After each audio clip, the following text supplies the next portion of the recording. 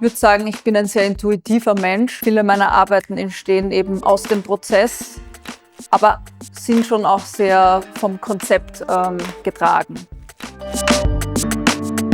Dieses Zufall- und Kontrolle-Prinzip ist für mich hier ein guter Weg dazwischen, um diese Ästhetik der Abwesenheit in eine Form zu bringen.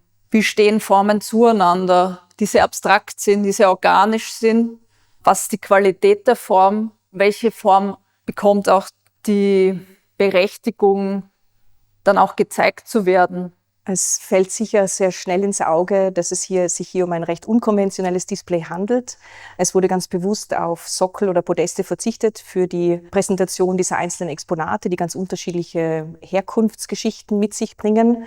Dadurch, dass alle Werke direkt auf dem Boden aufliegen, hat man sogar die Assoziation zu fast schon einem archäologischen Ausgrabungsfeld, wo zuerst einmal quasi geschaut wird, was ist überhaupt vorhanden, noch bevor eine Bewertung oder eine Kategorisierung vorgenommen wird, was natürlich auch die Besucherinnen dazu anregt, über die eigenen Maßstäbe nachzudenken. Welche Wertigkeit gebe ich bestimmten Objekten und welche Wertigkeit schreibe ich bestimmten Objekten ab?